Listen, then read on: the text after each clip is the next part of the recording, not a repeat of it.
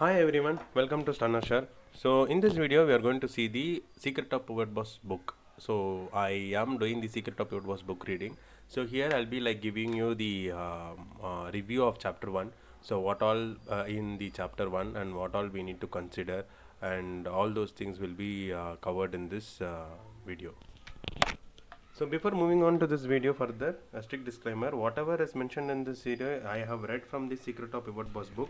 So I am sharing my analysis, my understanding in this book.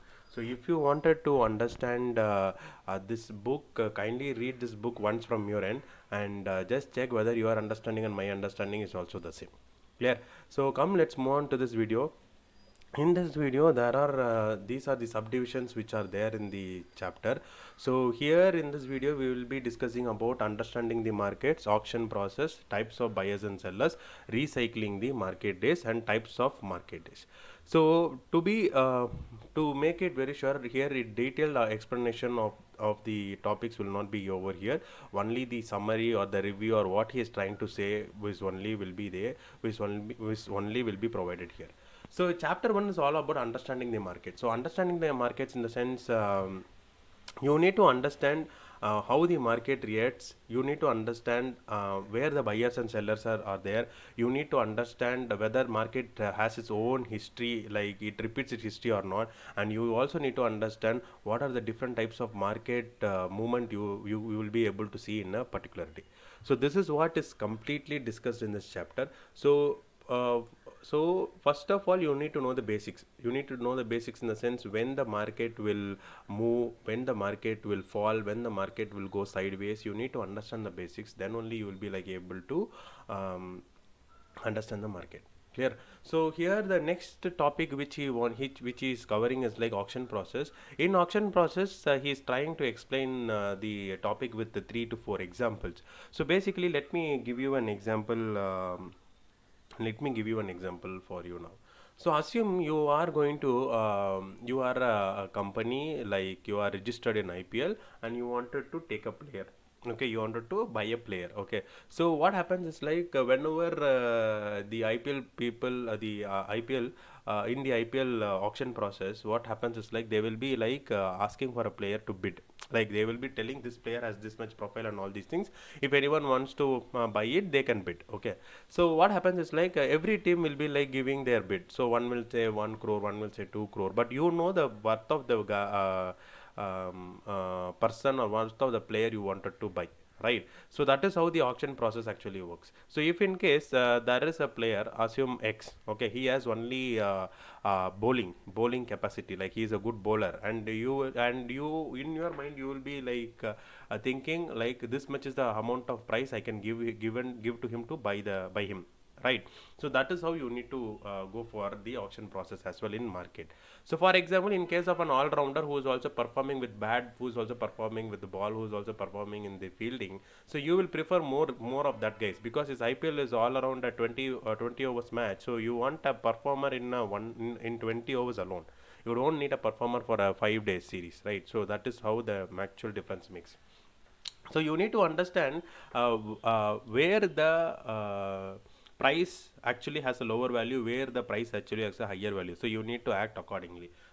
Okay, now let us take one example. In the example, like assume in your college or in your area, a new college has been started. Okay, so people, those actually in India or in the places, what happens is like most of the colleges are at the outskirts. Not even a single college will be like near your place or in the city. So what happens is like whenever a new college has been started, everyone will be like interested to join that college. Okay, and people will be showing interest, but ultimately you will check for the price.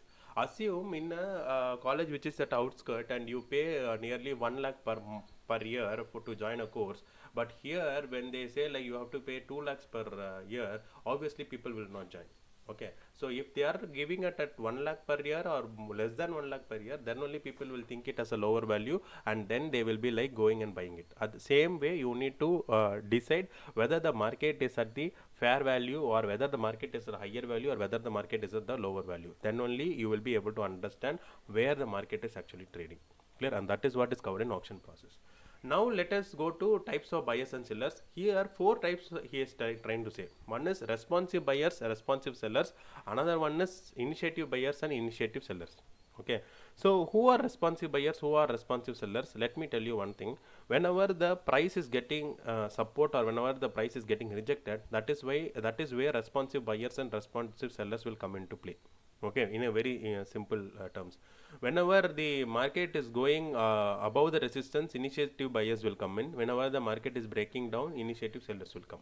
Clear? So make use of this. So this is what he is trying to explain in this topic. Clear? And then recycling the market days, it's very simple. What he's trying to say over here is like, the market does not form each and every day one type of move. Okay, I mean to say, like, it actually gets repeated. The market gets repeated. It always follows a history. Okay, either it will go up, either it will go down, or it will go in the sideways manner only. Okay, it will not go in a reverse one. So that is what he is trying to say. Obviously, we know how the market might go. With the three possibilities is like, it can go range bound, it can go trend upside, or it can go trend outside. Okay, so this is what the possibility to happen in market. So what he is trying to say is like, he is asking us to identify our bread and butter setup. So if we are able to identify the bread and butter setup, you will be able to find that happening very easily. And whenever you are able to find that setup easily, you will be able to make a good move or good money. Okay, so you need to find your bread and butter setup, and that is what will help you to gain more profit in the market. Clear? So this is what he is trying to say in the recycling the market days. And then the next topic, or the next biggest topic in the chapter 1, is types of market days. So types of market days, he is defining like 6 types of days is possible in market. Okay, 6 types of days is possible in market. So if one is able to find what is that particular type of day which is happening, then they can easily understand what is the type of move it can happen. Clear? So let me explain you each and every topic with a chart also, and you will be able to understand what is what.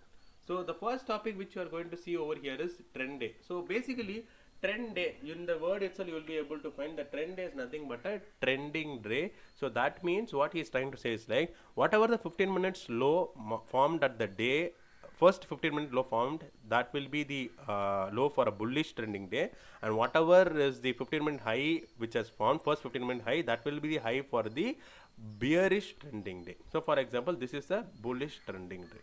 Clear? Once after this, market did not break high or low, it broke the high and then started moving up. Clear? And then let me show you some other cases of a trending day. So this is also a trend day. Clear? Once after the 15-minute high is not broken, it was a trending day. Clear? And then this is a trending day. Clear? So there are a lot of possible trending days available in market, but you need to figure out where, when and where actually the trending day is forming. Then only you will be able to understand what is what. Clear? And before to that, whenever a trending day to happen, you need to understand whether the market is having what type of CPR and all those things, if you are able to see, and that will be helpful for you. Clear? So basically, for a trending day to happen, it has to break the previous day high or previous day low. So without breaking the previous day high or previous day low, the trending day nature is not at all possible. So you need to understand that as well. And if in case the market is these are all my understanding. Okay, if in case the market wants to move upside or move downside, what should happen is like, if it is started above the CPR, then it has to close below the CPR, so that will ensure that the bearishness is going to continue. So what I'm trying to say is, the candle has opened above the CPR, so this is a bullish base. Obviously people will think of it, but if the market is able to close below the CPR and previous day low, obviously it is coming as a trending day. Clear? So these all things you need to note down. See over here, the market has opened below CPR but gave a close above the CPR and ultimately went as a trending day. Clear? So that is what I'm trying to say. So you have to decide or define like how you are going to understand a trending day. So that is what I have showed over here. And the next type of day which you are going to see is double distribution day. Okay, in double distribution day, what you need to understand is, this is a double distribution day. So basically you need to understand what is the initial balance. I have made a separate video on initial balance, trying to make use of that.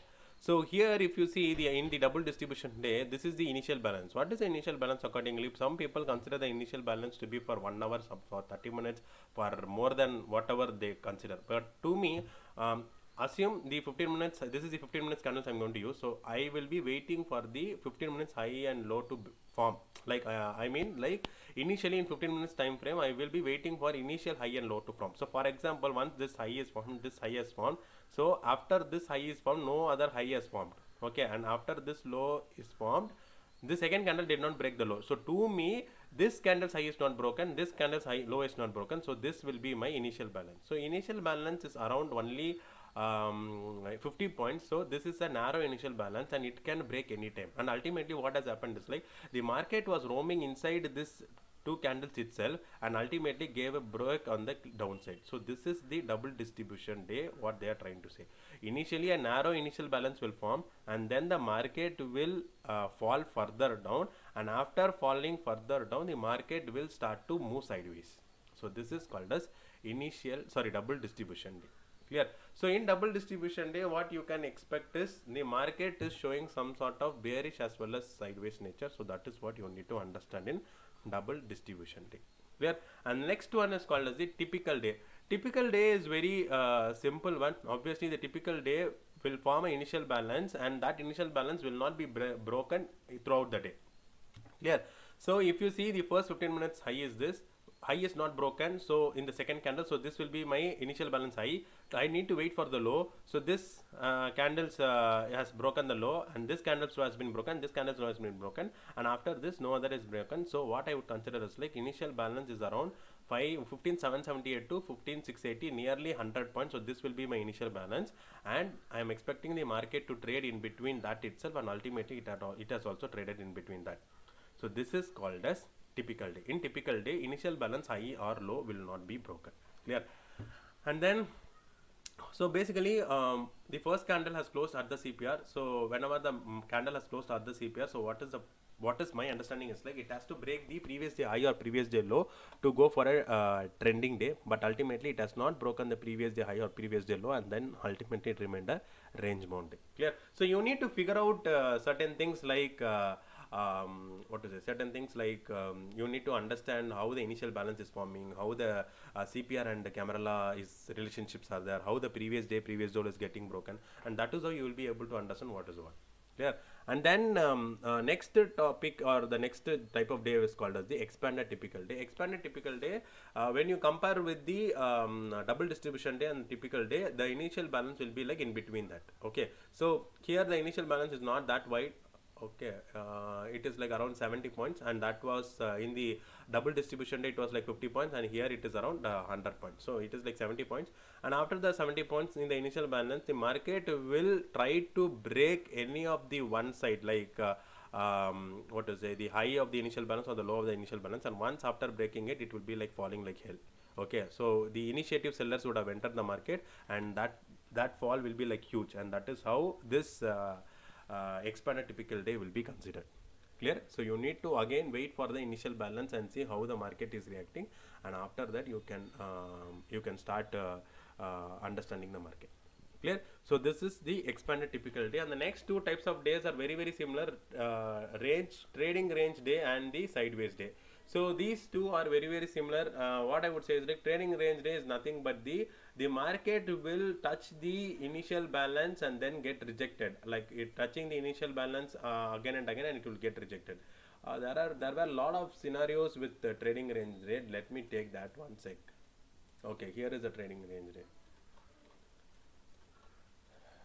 Okay, so this is the initial balance. See, this first 15-minute candle will be the initial balance, and that initial balance was tried to break over here and then reversed from there, and then tried to break over there and then reverse from there. Okay, so this is the trading range day. So whenever the high is getting rejected, whenever the low is getting rejected, responsive buyers and responsive sellers will be entering in the market. And this is also a initial balance. A high was tried to got rejected and then came down, and this is called as a trading range day. Clear? And sideways day, it will not show any movement at all. It will completely be at the sideways nature only. Let me show that. See, no nature at all, so obviously it remains sideways. We will not be able to say what is this type of day. So this is actually a sideways day. What will happen is like market will try to form an initial balance and then go upside and thought of going further up, but ultimately remains range bound. So this is called as sideways day. So I have covered all the topics in the chapter 1 in depth, not in depth, like a summary of it. So what I would tell you all is like just check the other videos which I have posted with respect to each topic. I'll try to tag that video as well. So make use of that video. Clear? Thanks a lot. Stay tuned for more videos. Do let me know in the comment section if you have in case of any other queries. Bye bye.